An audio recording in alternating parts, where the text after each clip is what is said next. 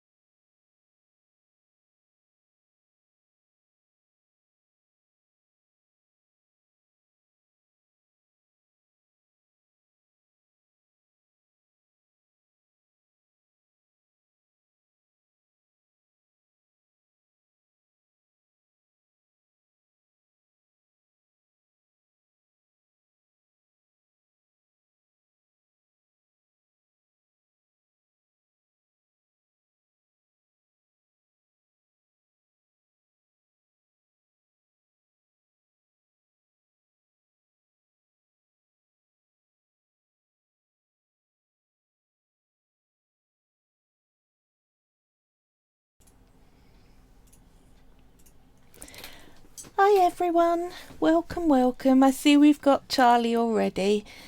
I'm sorry to hear you're feeling rough, Charlie. I hope you feel better soon. It's not been great with all the hay fever season being in. I'm Carly from Carly's Creative Clay.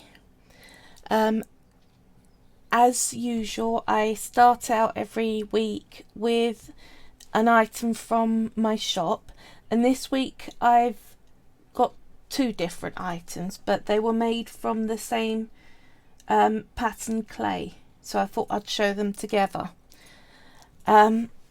We've got this large glass vase.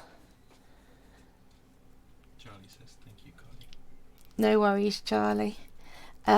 This is £30. There's two of these in the shop.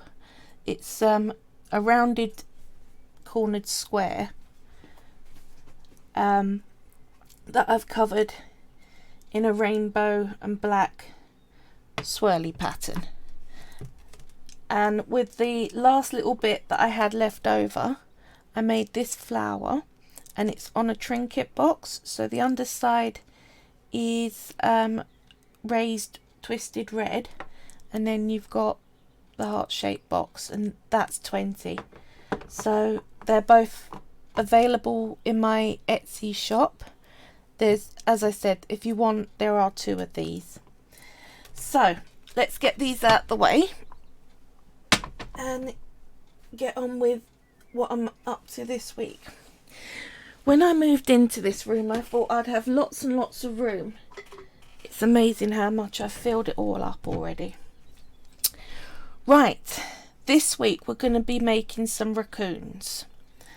Now, I've already made some models like this, but we're not going to put them on a plain swirly base and give them ties. What we're actually going to do is, I'm also making a range of rainbow statues like this. So we're going to do two little raccoons on top of a rainbow. So it's a combination of the two. So what I started out with, I drew out a sheet of all the different components. Let's hold that up. So can you sort the brightness out? Just dim it down a little. Sorry, just talking to my tech guy. There we go. That's perfect. So you can see all the bits that are in grey and white and black. So that's the three colours we're going to use on them. Okay, if you're new to model making, you might want to do this whenever you start a project, at least at first until you get used to it. What I've done is I've already made the rainbow, and how I've done this is I've rolled out sticks of colour, pushed them together. Then this is a pesto jar that I've literally stuck little feet made out of clay, just pushed them on to the side whilst it's flat to make it stand on its side, and then I wrap the rainbow over the top. The next little trick I would also say, get yourself, find it hard to pick up, where is it? There we are. I had it all prepped up and then I lost it. Cut yourself a bit of string that is the length, so you can measure it actually on the glass. And remember, it needs to be slightly taller to take into account the thickness of your clay. And then you can literally use that as your guide for each of your stripes for your rainbow, so you don't end up with too much excess. So once you've got your rainbow, put it over your glass, make sure it's level where you want it. Then you make a bit of base of clay. You can either make it one single colour, or you can make sticks of colour, twist them together, fold them in, keep twisting them about 2 or 3 times, roll them up, and then it makes that kind of swirl when you roll it out flat. Once you have made the animals to go on top, you bake the animals on the rainbow and the base separately, and then you use 2-part epoxy to glue the rainbows onto the base. If you try and stick it on now, as you can see, you'll end up with feet dug into the base and it'll be hard to get the rainbow off. So I have tried it, don't go there, it's not worth it. Get a drink. Right, so like I always say with your clay, start with your light, go make everything you're going to make from the lightest colour and then work on to the darkest colour.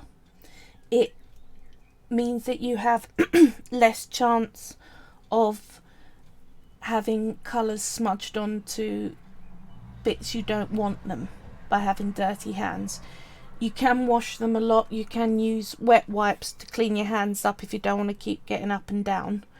And if you do get colours smudged on to places you don't want to, just use some 70% or higher rubbing alcohol or isopropyl alcohol on a cotton bud, and that will strip the very, very thinnest top layer off the clay and get rid of the mark for you. This also works on things like dust. So it's very, very useful to have a bottle. Right. So, first thing I'm going to do is make the armature for the body. An armature, like I said before, is any structural component that helps reinforce the thing you're making from the inside. So, like a skeleton. With polymer clay, we tend to use tin foil inside very thick bits because you run a risk of the clay not curing all the way to the centre on thicker pieces, and then that will mean you end up with a soft middle, and it's a lot more unstable than tin foil. So I've got a small bit because we're only going to make some small raccoons. They're going to be a lot smaller than the ones actually on that statue. So roll it into a very loose ball because we're going to need to shape it. If I wanted a completely round body, then you just keep rolling it so it's tighter. But we want a kind of longish teardrop. So you want to pinch one side more and then use your glass board to help you push down any sharp edges. Just roll it out so you get a bit of a longer teardrop. Like that. Now, the second thing I do, you can just put clay over the top of your tin foil, but you do have risk of any little sharp jaggedy bits, which there are a lot with tin foil. It doesn't crumple up smooth. They can stick out through your clay. So what I do, and it works absolutely perfectly, get yourself a bit of masking tape and cover it in masking tape. The clay finds it easier to stick to the masking tape because of the porous paper surface, and it also hides up pointy bits. Now, as you'll see, I'm not being neat covering my tin foil. I'm just making sure that there ain't anything sticking out. It doesn't matter if you've got folds like that. It can be actually really quite scruffy. Just make sure it's stuck on properly. There we go. Right. Can you see there's bits sticking up? Well, the clay will go over that fine. Weirdly enough, pointy bits... Sorry. Sorry, I got told to move up. The pointy bits of masking tape don't stick through, whereas pointy bits of tinfoil does. I suppose it's because it's softer. Right, I'm going to put this to one side. Then we're going to make all the white pieces of clay that we're going to need. Now, white is the colour that picks up every bit of dust, every bit of dirt. It shows everything. You kind of feel like you want to wear a hazmat suit. So make sure you have a clean surface, that you've washed your hands and you've not dried it on something that puts bits of dust on your hands, like tissue. Even some towels will leave bits of fluff. Your white will show it up. I have found a cloth that does not leave fluff behind, and that's what I use to dry my hands after I wash them when I'm using white. Or you can use little pair of rubber gloves, that can help. But yeah, my solution is stay with bright colours and avoid white. So working with that as your body size, remember it's going to be slightly thicker and taller because you're going to put clay around it. We've now got to envision the chest fuzz. So I reckon we're only going to need really tiny bits. It's just got to go down halfway and flatten out. So you see why Charlie Star says there are latex free. yes, there are latex free gloves, and that's where I have to go because I have a latex allergy. So what I've done is I've formed like a teardrop shape that's flat on the back but curved on the top. See, so that's a side view. Curve and Charlie Star says lots of people are allergic to latex. yeah. Is that common? Yep. And it turns out if you're having surgery, which I've had, if you've got a latex allergy, they see you first.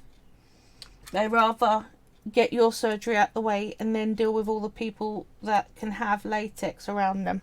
Charlie Star says you can get ones with or without the annoying powder. Yes.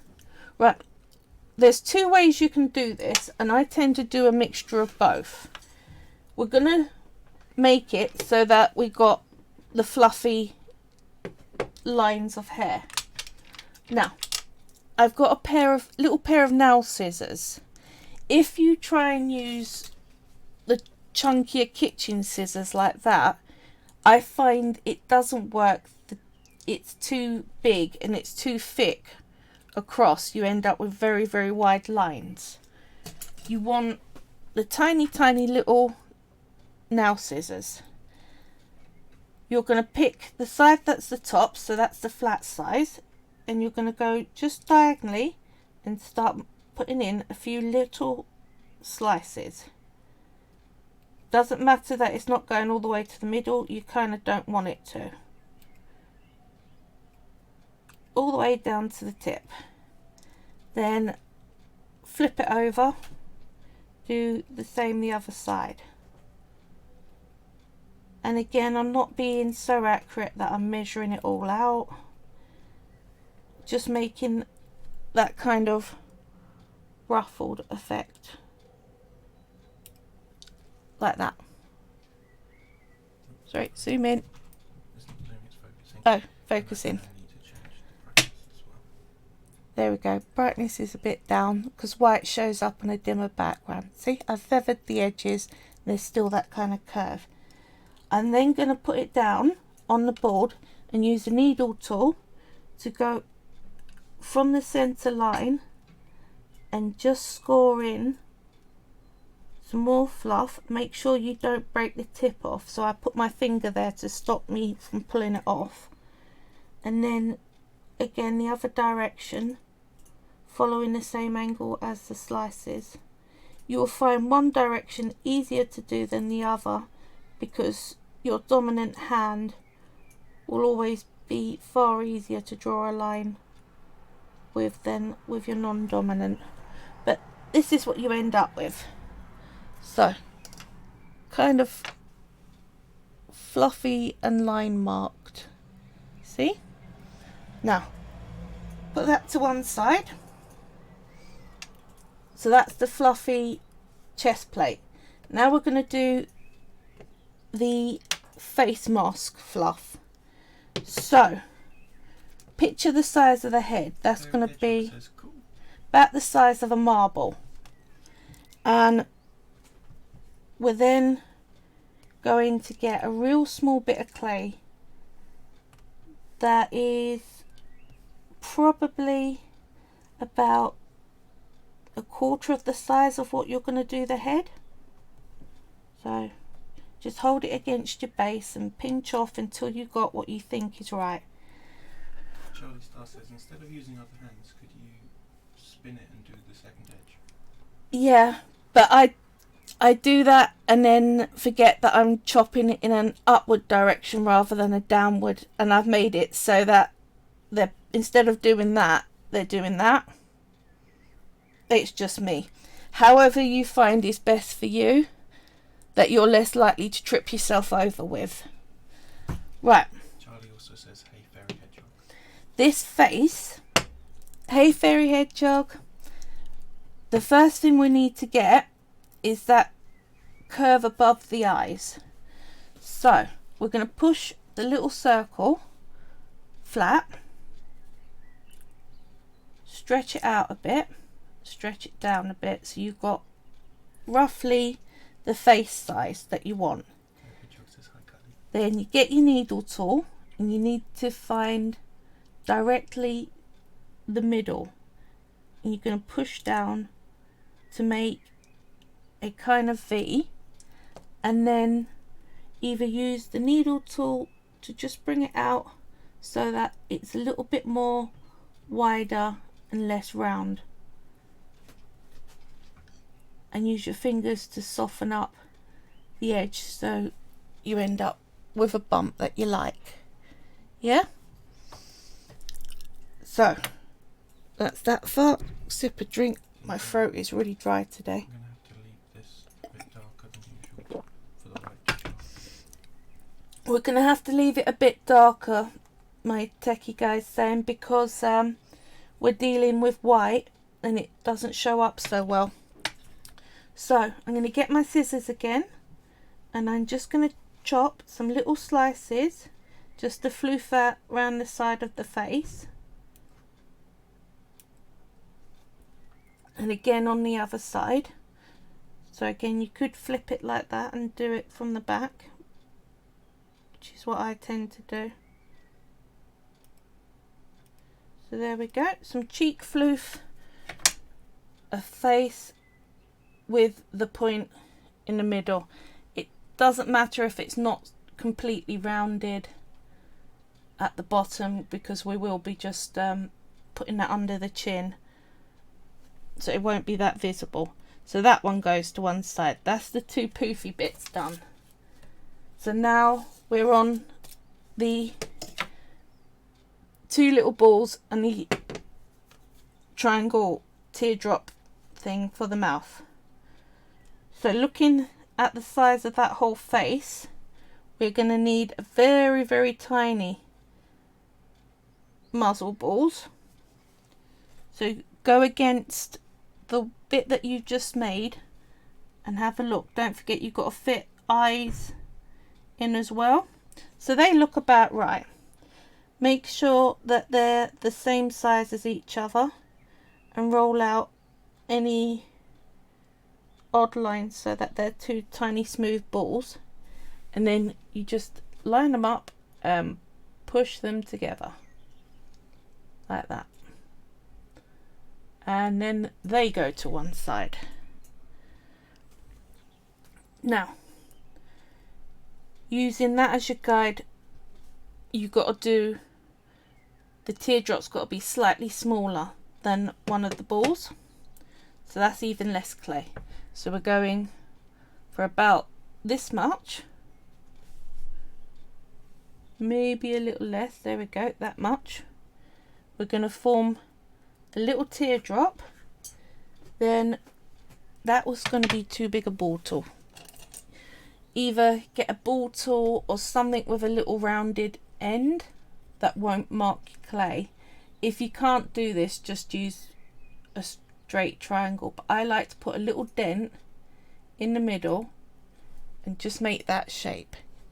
Can we get this in? There we go. Can you see I've just dented out the middle? There we go. Dented out the middle and just Hearty life done a says, little hi Carly, hi everyone. hi hearty life. And again, take that off your finger gently without distorting it, which I'm going to need to re-tidy that up a bit because it's so small it's stuck. So that's all your white done. Get your white. Before you start anything else, put it away safely where it lives so that you don't grub it up. We're now on to the light grey. So that's the main body, the tail, arm, leg, head, hair and ears. So most of your stuff's coming out of that. So the first bit to do is to cover the body. So I'm going to get some little slices. I'm running out of white, so I've had to be really cautious on the amount of grey I made up until my white delivery comes, hopefully in a week's time. But so I may end up needing to make up some more grey, but you're just literally getting white and putting a pinch of black and mixing it in. So I'm getting sheets that aren't too thin. You don't want to go thinner than that. And you're just going to cover up your armature that you made. So do a second slice. Right, whilst I'm putting this around, I have done what I usually do and had a look around for interesting animal stories. Well, one of them's not an interesting animal, it's just an interesting story, but I've had a look on the news for interesting stuff. Lego has announced it's going to bring out a range of blocks that are braille. So the bumps on the top spell out letters, and on the side there will be the actual letter printed for sighted people to be able to use. But it's going to be a really good teaching tool for either blind kids or just people who want to learn braille. Hearty Life says, I love your animal stories and info. Charlie Star says, that's awesome. Thank you. What else have we got? In the Gulf of Thailand, a dog was spotted The braille Lego. Sorry. A dog was spotted 135 miles out to sea by a oil rig worker. That's some serious paddling right there, but it got all the way out there and they saved it. And the guy who took it in says if they can't find the owner, he's keeping it. But that is a serious swim even for a dog. Charlie Star says about the Lego. Why have they never thought of that before? I know, right? Hearty Life says, I saw something about the braille Lego. Very cool. Right. Now I've got it covered, I'm just going to use my hands to roll it out, use the board just to smooth out any join lines. But yeah, the braille Lego, it's a really good idea, isn't it? And the pictures they showed was they used the big green backboards that you usually build up houses and things on, and they used it to put words together. And it was a teaching aid, and they're definitely going to bring that out apparently. So if it's something you want your kids to learn, it's worth keeping a lookout. Right, so we're smoothed out.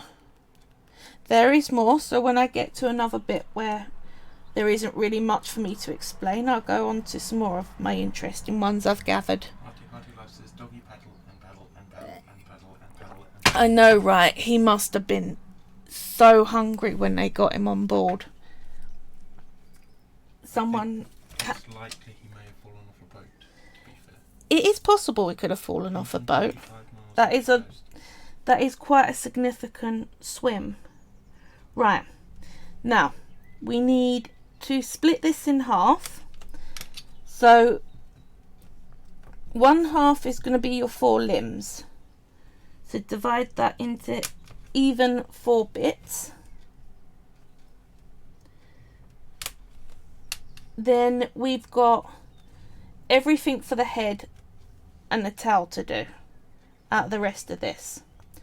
So head, let's say probably a bit more than that. There we go. That'll do for a head. Now I'll leave that to one side so that we can do the ears and hair in a minute. Right, so what we got, that's the body, they're the 4 limbs, that's the head. So let's first of all roll out balls so that we can make the 4 limbs. I've showed this in other videos. Dual rolling like this saves you so much time. Charlie's tail says, I missed the dog story being so well by the Lego. Oh, dog. It was dog found 135 miles out to sea by oil rig workers just swimming along. They brought him in and are looking for an owner, and if they can't find it, they've already got one guy that wants to adopt him. Huddy Life says, time to roll your balls. That one, I know, right? Tee-hee. But it took me a week to learn to do this, and it is so much worth the time and effort. If you're a clayer, it really will cut your time down. Right. Charlie Star says, wow, poor dog. I know, but there is people guessing that it was one that didn't actually swim that far. It fell off a ship, but the article didn't actually mention that. So who knows? It may have just been an Olympic swimming dog.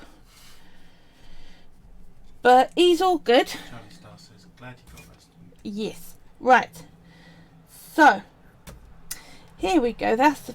I knew that I needed this guide because not 4 limbs, 2 limbs. Back ones are black. So I'm going to pick the 2 biggest balls. Do that. Use this for part of the tail. Hardly Life suggests it could have been smuggled onto the oil rig by one of the workers. It's possible. No idea. Right, for the head, we're going to push one side down onto your board to make it flat, and then we're going to up this way. So I'm pushing one ball so that it's flat, can you see? And then I'm just squeezing the front of it so it's a bit more flat and getting a taller oval type shape like that. That's the head shape that you're looking for. So thinner along the side, flat towards the front, quite tall, completely flat bottom. Yeah? Head's perfect. Now, out of all of this, the hands are going to be the most tricky. So, first thing to do is remove the eyelash on the grey. There. Right.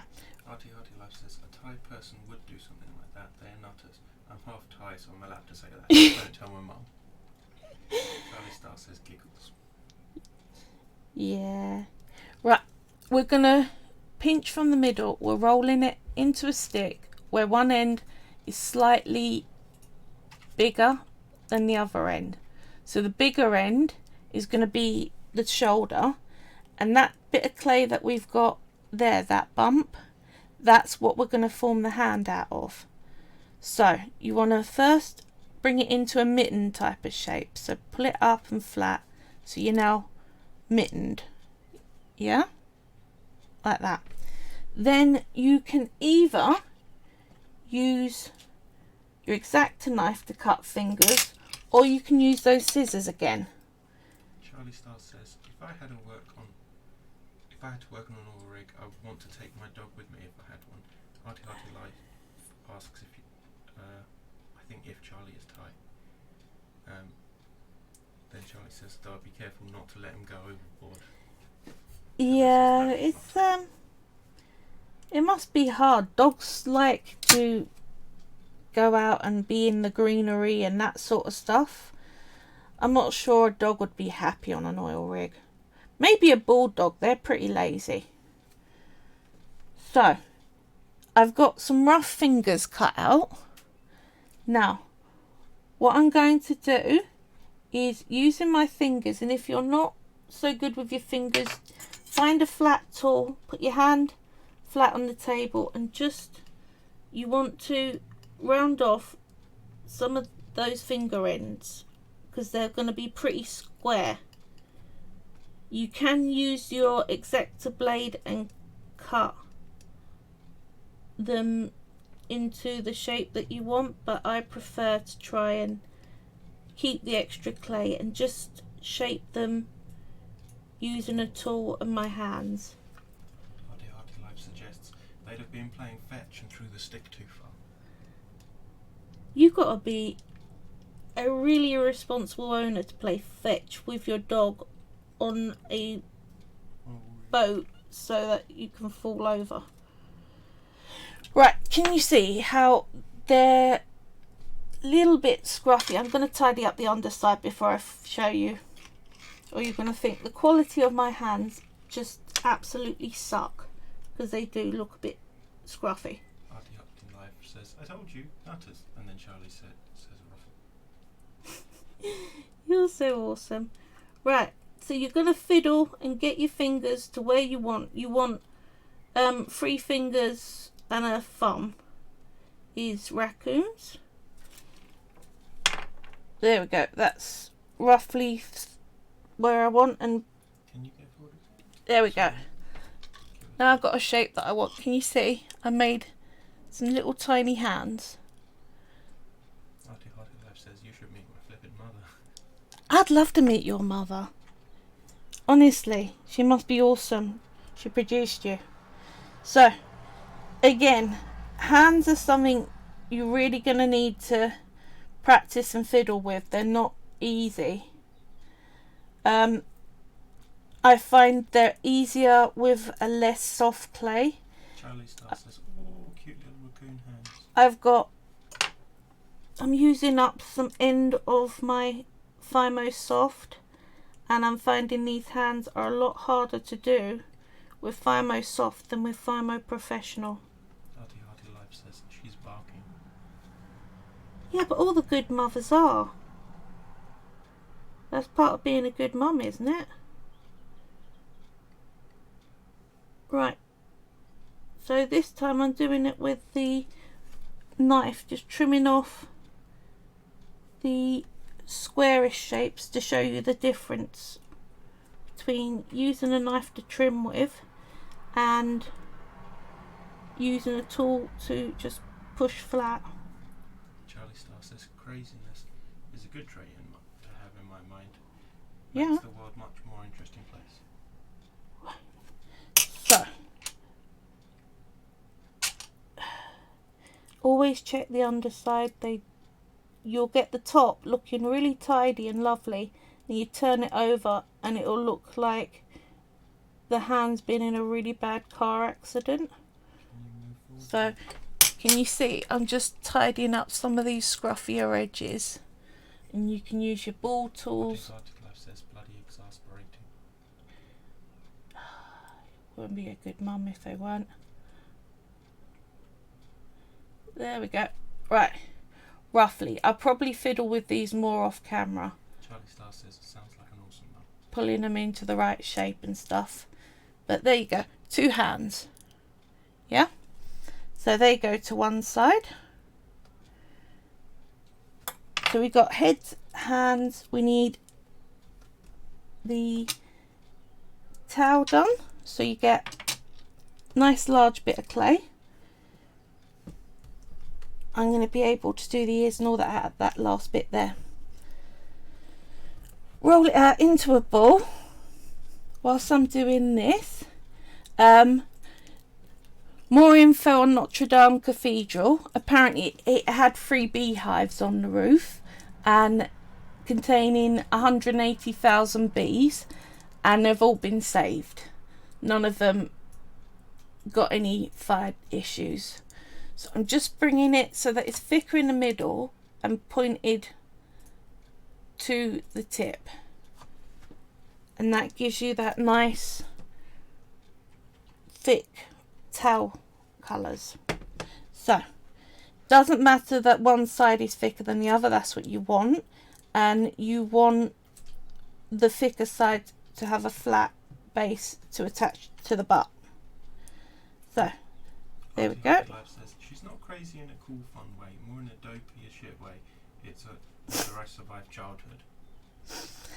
There's been a lot of studies that have shown that parents don't need to be perfect. They literally need to be adequate, and so long as you've got an adequate enough parent, you get through and you tied it all up in adulthood, which is a little bit more reassuring, I think, because a lot of parents worry that they're messing their kids up, that they're not a good enough parent, and yeah, don't need to be. It's good if you can be as good a parent as you can, but there are many people that have come from some really less than adequate backgrounds, and they've able to pull themselves into really amazing adults. Yeah, I keep telling my sister this. As long as you're adequate, she's smashing it. Both my sisters are smashing it as mothers. I'm very proud of them. I probably would be a mum myself, but I am definitely not well enough to have kids. It's not that I can't, it's that I can't look after them once they're here. So I ain't doing that to a child. So 2 balls, push slightly flat.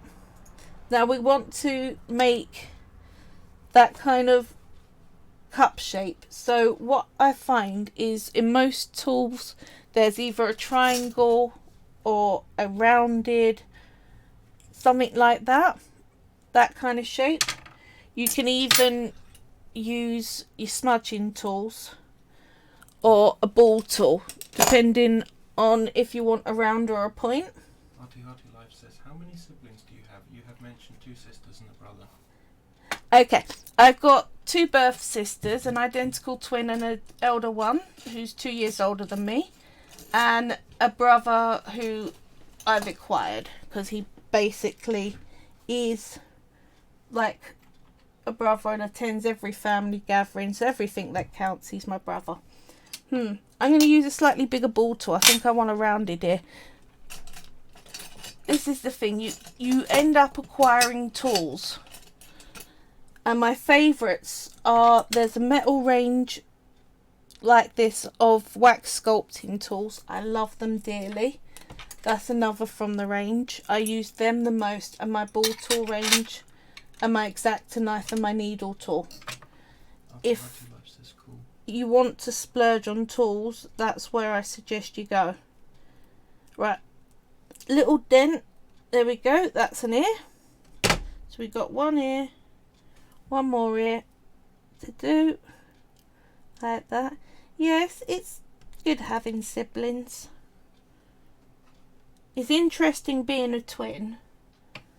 That's quite an intense sister relationship, but it's still something I really wouldn't change for the world. I'm really happy being a twin. So what I'm doing is a little hair, bits of hair. So I'm doing 3 little bits, roll them out into balls and then into long sausages. Oh, one I literally, bit of information that I read on the BBC that I was so close to not seeing. I literally saw it about a minute or 2 before we started. In Suffolk, in England, they have been doing what I'm doing, needle tool through the middle of a flat pointing. I used to dream of being a twin. I hoped I was having twins when I was pregnant. You really didn't, I tell you. The reality of having twins is they argue a lot more over their teen years because you're trying to get an identity when someone else has got your face and everyone sees you as the same person. When they're younger, they get into so much more mischief than a normal baby or toddler because there's two of them, they can work together. It's intense, even down to my mum used to have to tack 15 minutes onto most journeys to cater for the amount of time people stopped her to ask her all the twin questions every trip. And yeah, so it's a bit weird, but there you go. So leaf shapes with a little ridge going from the bottom to the tip. Right, what I was going to say, there was a study done on river shrimp across Suffolk, and they were looking for what chemical contaminants they had in their system, and they found all the usual pesticides and stuff like that. What they didn't expect was in all 15 locations all the shrimps tested positive for cocaine and ketamine. They said they probably don't affect the shrimp, and they might have expected that in a bigger city, but yeah, this is Suffolk, rural. So now their question is, do all of the UK shrimp populace have drugs in their system? Hubby says crikey, and Charlie Star says people used to think me and my bro were twins when we were little. We look so similar, though there is 15 months between us. Yeah, it's hard to really tell twin boys and girls whether they're just siblings that look pretty similar. But when it's two girls, and I'll find a picture to show you, there's some on my Facebook, we really were identical. Marty Love says, those shrimp, bloody wild. Fairy Hedgehog says, good grief. And Charlie Star says, that's crazy. I know, right? I was like, I've got to include this. So I'm now really interested to find out, because Artie Love says, gonna get high on shrimp?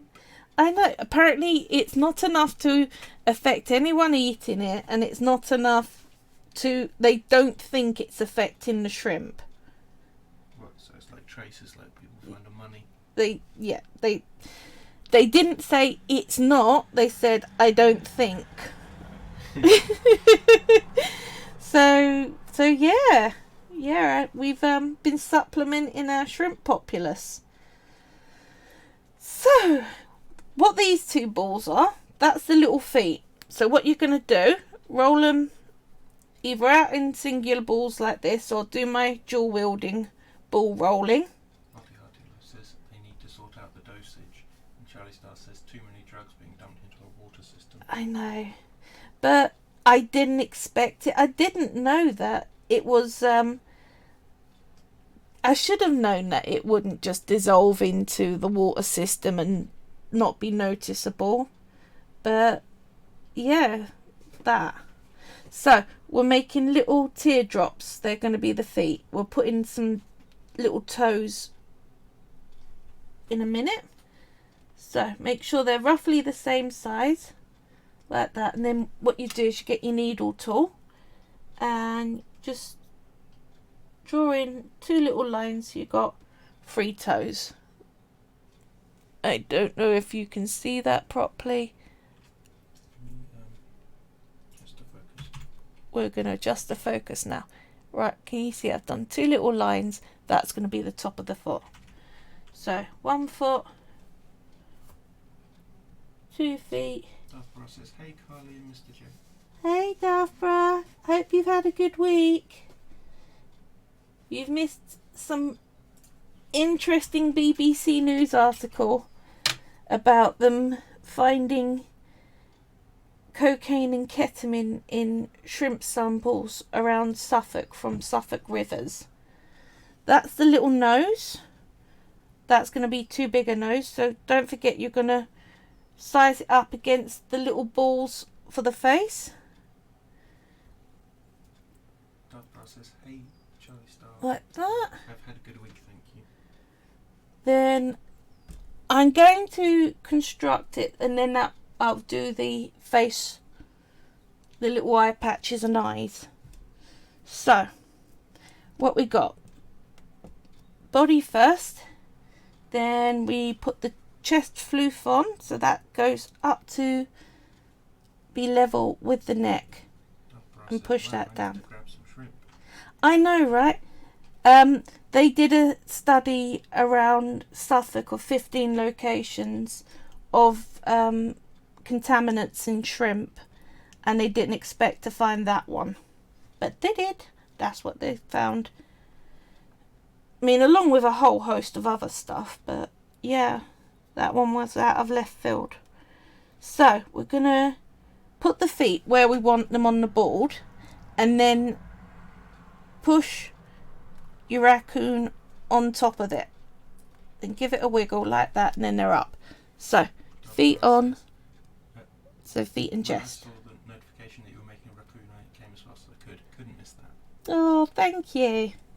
Yeah, it's he's cute. So, arms. Now, because I make it all on screen, I'm showing you that I have made these arms too long and how we can fix that. What I'm going to do is just squidge it down so that they're shorter, take a ball off the top, and just round the ends up, and suddenly you've got perfect hands that are the right length. See? And this is why I like, even though it can be a bit boring and long, I like to make stuff all on screen so you get to see that we all make mistakes, and the good thing about polymer clay is they're very easily fixed. I'm suspecting my cat has been up on my desk without me knowing about it. So I keep finding random hairs here and there. There we go. Right, so we've now got arms. Make sure that your raccoon is face on to you so you can get your arms level. Like that. There we go. Dove Process was 4D live streaming then? Wow, I didn't get the chance to rip him while he was preoccupied. Was he live streaming? So this arm is going to go around the back of a second raccoon. But as you can see, you can move it and shape it to where you want at that point. Now, either you can push, it looks like there's no neck, and that's normal. If you're not sure whether that head is going to stick properly, put a little bit of florist wire in between. Says no, they meant 4D would make it to more of your streams. Oh, okay. Right. See how quickly it comes together when you start to just put it all, get all the bits ready and then put it together at the end. So it's looking a bit more monster than raccoon at the moment, and that's normal. It will come together pretty quickly to look like a raccoon. I say this because it can be worrying if you come across halfway through and it's not looking how you think it should look. Yeah, that mouth went a bit weird. So I'm going to quickly redo that. There we go. So the the teardrop, you're going to put that right in at the base of where the balls are, and then just curve it under like that. Sorry, can you see? So we've got a mouth, and then the nose is still too big. So let's pinch some of that off. Want a tiny triangle of black where the top of the triangle is slightly rounded rather than completely flat. Darth Brass says, yeah, good on him. Working with kids, he will love that and may bring him out even more. Charlie Star says it will do him some good, and Darth Brass says he will smash it. and I know he'll be I know it will help him no end. Charlie Star There we says, go. and yes, you're totally right, he'll be awesome at this. And Darkbrush says, oh my god, that looks totally awesome, Carly. Thank you. I still think I might shorten up the arms at a later point when I get the other raccoon in. But again, you can take bits off and fiddle around with them. So we now you want the right size to fit that eye space. We're going to do the little bandit mask. So you start out with a flat disc that's slightly elongated of black, and then you just curve one end round like that. So you're going to put the round on one side. Yeah, that's still a bit big. It's always worth having the model in front of you so you can have a fiddle around. You just pinch one end and round it. There we go. So that's what you're looking for, like a little question mark, not question mark, speech mark. So there we go. Yep. And you're going to put the Party Hearty Life asks what he'll be doing, i.e. 4D. Charlie Star says helping a group for children's carers, as in kids who are carers, not people caring for kids. Dark Rock says says basically the same. Yeah, 4D does some really lovely charitable work. He already volunteers at a music group with disabled children and all sorts of things like that. He's a really lovely guy. So again, same the other direction, the little tick mark, same size as the last one. You're going to go in on the other side like that, and suddenly we got a raccoonish looking thing. Now you need a small enough ball tool to make a little dot in the middle that doesn't come all the way to the edge, like that. See, so they're indented, and in those little dents you're going to put two tiny little black balls for eyes. Now if you're not going to put any varnish on, then you might want to put a very tiny little dot of white in the top corner of each eye to synthesize a reflection.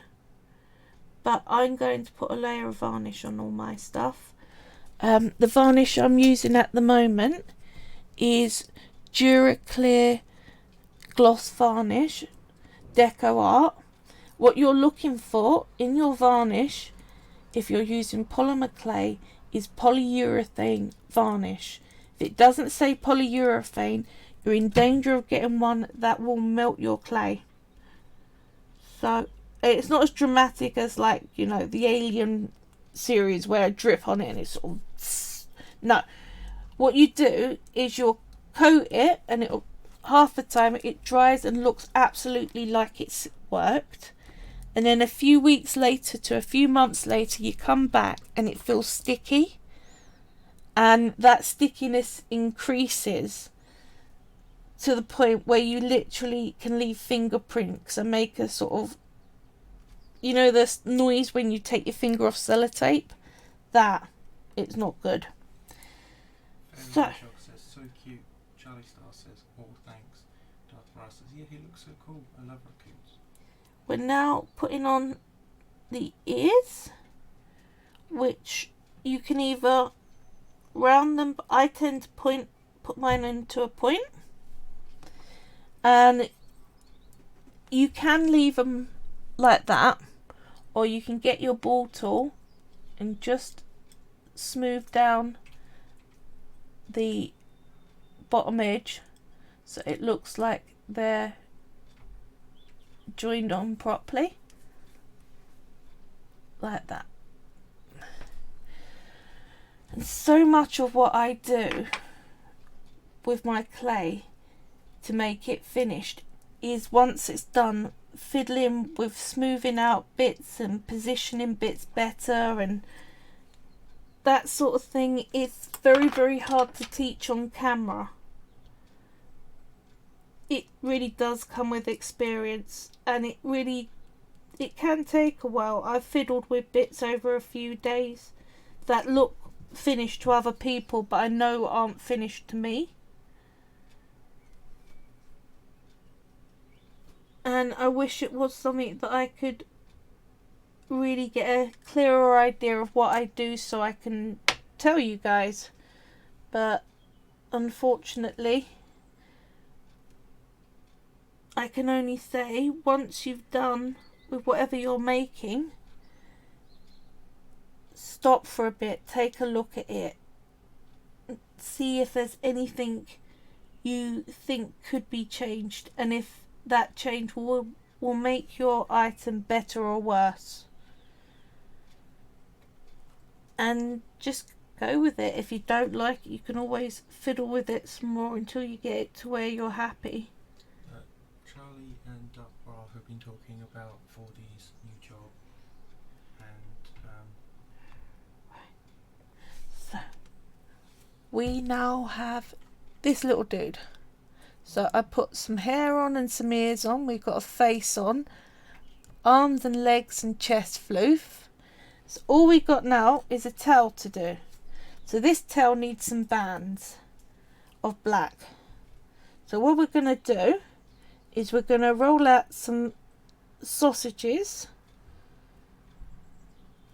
and literally wrap them around the clay like that. Auntie Love says, "Oh, he's adorable." I know, right? Says, "I love his hair, very stylish." Thank you. Well, they do. Raccoons have this sort of poofy hairdo going on, so I wanted to make sure that I got that in because it's part of what I love about them. So many people find their hands creepy, and I don't. I love their hands. I think they're awesome. I knew someone who had pet raccoons, and they are so much hard work because they've got such human-like hands. They can open anything a human can open, pretty much, and that's a problem because they're always curious. That's their nature.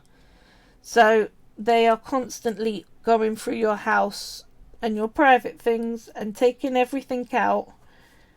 It's worse than baby proofing because they're smarter enough to really work out how to puzzle solve. They're really good puzzle solvers. Says, "Oh, their hands are so cool."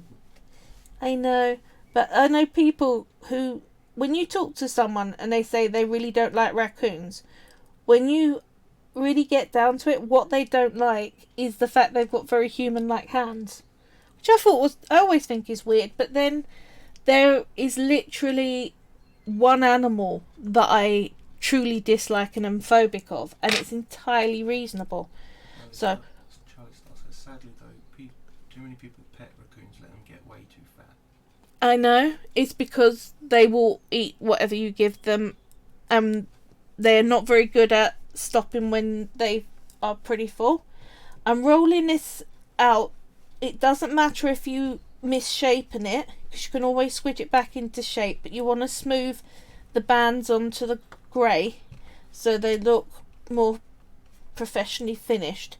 And it doesn't matter if they don't completely line up or they're not completely smoothly sort of a single line. It looks more like nature when you have them a bit wibbly like that. So once you've got them smoothed out, push the point back into place, and you're just gonna get that bulge in the middle back again. And what I'm doing is literally just holding each tip and pushing. Darth Bra says, "Really, Charlie? That's so sad." And then Charlie Star says, "Really, the amount of morbidly obese pet raccoons in the States is..." It's huge. It's a real problem. Because they're very, very, very good at capitalising on food. Let's put it like that. Right, so we now need to put this onto our model. I can just put it on, but I'm worried that it will not be as secure as I want. So what I'm going to do is get a bit of florist wire, just cut a little bit out. You're not looking for anything long, so you don't want it to go through the clay so that it's visible to anyone. Darth says, if I was a raccoon, I would report my parents. I have just lost 1 stone. I feel quite pleased with myself, but I want to lose another. That is awesome. It is not easy to lose weight. Right, I put that little spike in the bottom there. Can you see? Then decide where you want it on your rainbow. Push him in.